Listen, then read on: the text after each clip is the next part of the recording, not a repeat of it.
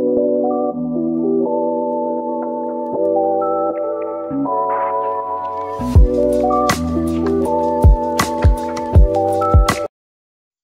Guys, welcome back to English campus. ఈరోజు మనం R23 రెగ్యులేషన్లో ఉన్న ఇంట్రడక్షన్ టు ప్రోగ్రామింగ్ అనే సబ్జెక్ట్ని చూద్దాం. దీంట్లో ఫస్ట్ యూనిట్ అనమాట. దీంట్లో ఫస్ట్ యూనిట్లో మనకు బేసిక్స్ ఆఫ్ కంప్యూటర్స్ ఉంటాయి అండ్ ప్రోగ్రామింగ్ జస్ట్ టచ్ చేస్తాం.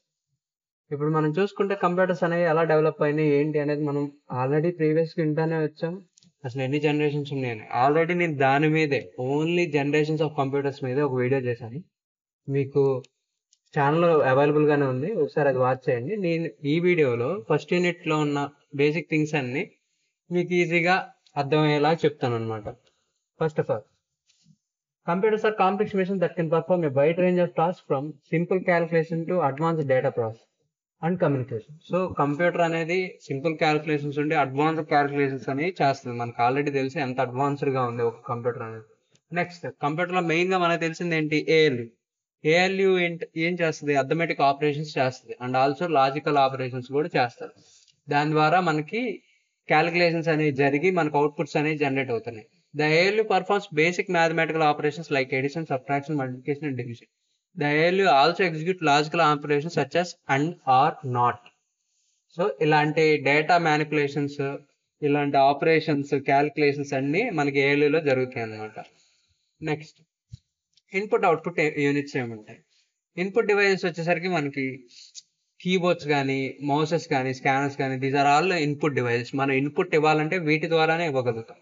అలాగే ఆ అవుట్పుట్ని మనం చూడాలనుకుంటే we are using desktops, monitors, printers, speakers. ఇలా మనకి విజువల్గా చూపించడానికి మానిటర్స్, ప్రింటర్స్ అనేది మనం ఏదైనా అవుట్పుట్ని చూడాలి, ఫిజికల్ కాపీలో చూడాలనుకుంటే ప్రింటర్ని, స్పీకర్స్ అనేది మనం వినడానికి.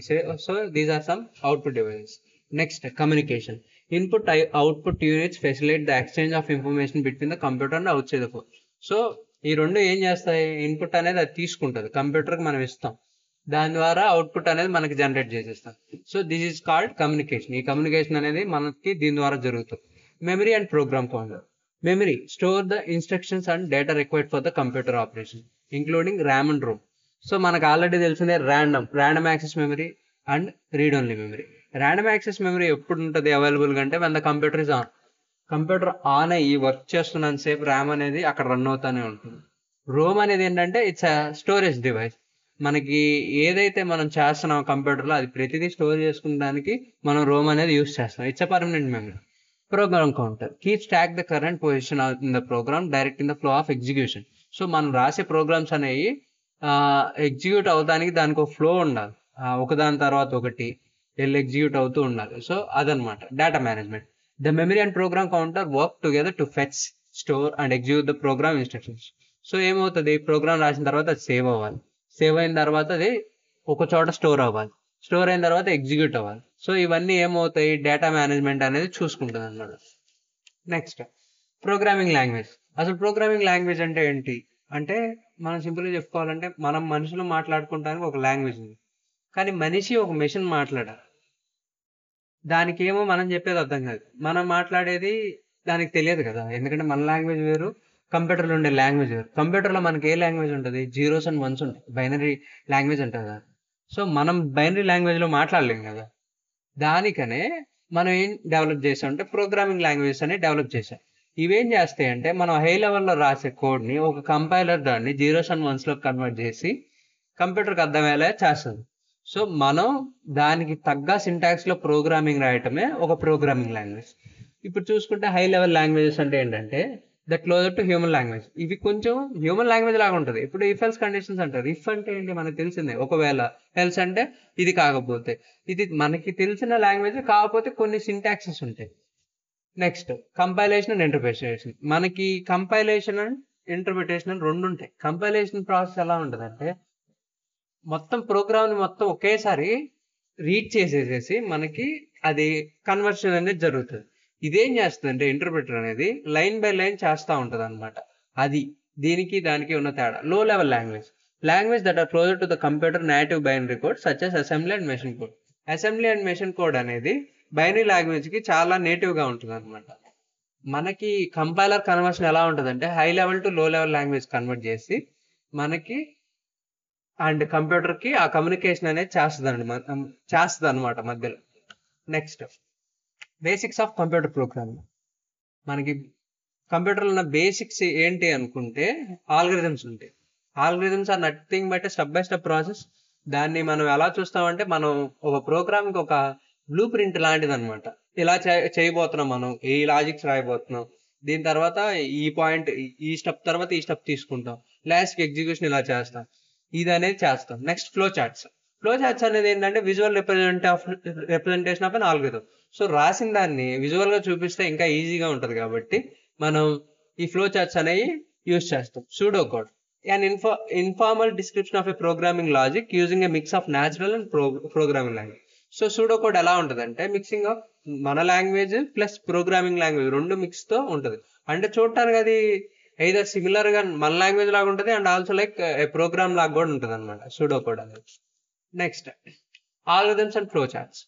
ఆల్రెడీ మనం చూసాం ఆల్గరిథం అంటే ఏంటి, స్టెప్ బై స్టెప్ ప్రాసెస్ ఉంటుంది. ఫ్లో చార్ట్ అంటే మనం ఈ విజువల్ గా ఉంటాయి, దీంట్లో కొన్ని సింబల్స్ ఉంటాయి, ఓవల్ సింబల్ అని, రెక్టాంబుల్ అని, రాంబస్ అని, దానికి ఒక్కొక్క దానికి ఒక్కొక్క థింగ్ ఉంటుంది అనమాట. నెక్స్ట్ సూడో కోడ్ అండ్ డయాటూల్. Pseudo code is a high-level human readable description of an algorithm. Dia is a versatile diagrammic tool that can be used to create flowcharts and visual representation of algorithm. So ఏదైతే మనం flow chart అనుకుంటున్నామో మనం normal గా అయితే గీయగలుగుతాం, కానీ computer లో అలాంటి flow charts ని డ్రా చేయాలంటే వీఆర్ యూజింగ్ dia tool అన్నమాట. Algorithm design. Combining pseudocode and dia tool, you can effectively plan and communicate the steps of an algorithm. So వీటిని ఈ రెండింటిని యూజ్ చేసుకొని మనం పర్ఫెక్ట్ ఆల్గరిథం అనేది డిజైన్ చేయగలుగుతాం. Compilation and execution. First high లెవెల్లో code ఉంటుంది, అది కంపైల్ అవుతుంది, కంపైల్ అయ్యి లో లెవెల్కి వస్తుంది, దాని తర్వాత ఎగ్జిక్యూషన్ అనేది జరుగుతుంది. This is the process. Primitive data types, variables and constants. Data types అంటే ఏంటంటే మనం ఏదైనా ఒకటి చేస్తున్నప్పుడు, లైక్ ఒక క్యాలిక్యులేషన్ చేస్తున్నా, ఏదైనా ఒక వాల్యూ ఇనిషియలైజ్ డిక్లరేషన్ చేస్తున్నామంటే దానికి ఒక టైప్ ఉండాలి, అంటే ఆ డేటాకి టైప్ ఉండాలి.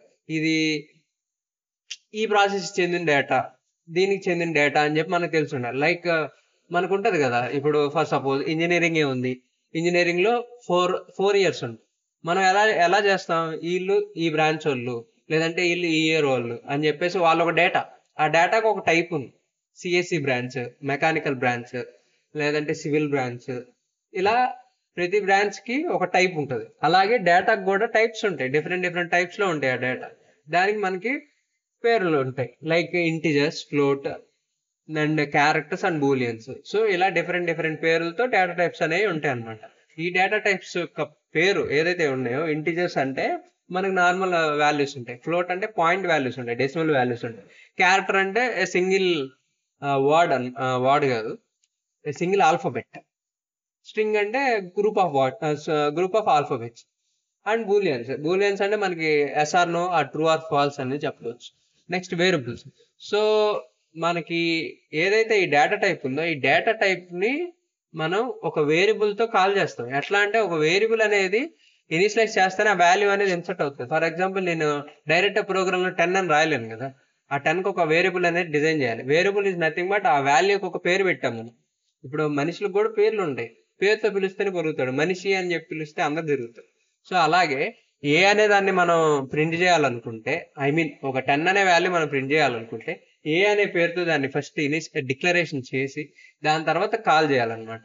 అదే variables are named containers that store values. So values store చేయడానికి మనం ఈ వేరియబుల్స్ అనేవి యూజ్ చేస్తాం. Next constants are fixed values that do not change during program execution, providing stability and predictability. ఇవేంటంటే ఫిక్స్డ్ వాల్యూస్ ఉంటాయి program లో. కొన్నిసార్లు మనం కొన్ని వాల్యూస్ అనేవి చేంజ్ చేస్తూ ఉండాల్సి వచ్చింది, కొన్ని వాల్యూస్ అనేవి కాన్స్టెంట్ గా త్రూ అవుట్ ద ప్రోగ్రామ్ అదే వాడాల్సి వస్తుంది. అలాంటప్పుడు ఈ కాన్స్టెంట్స్ అనేవి తీసుకుంటాం అనమాట. This is the part A of మనకి ఫస్ట్ యూనిట్ అనమాట. ఫస్ట్ యూనిట్ లో పార్ట్ ఏ. నెక్స్ట్ వీడియోలో నేను పార్ట్ బి చేస్తాను. ఈరోజు నేను ఫాస్ట్ మొత్తం 5 యూనిట్స్ కంప్లీట్ చేసేద్దాం అనుకుంటున్నాను. Thank you for watching.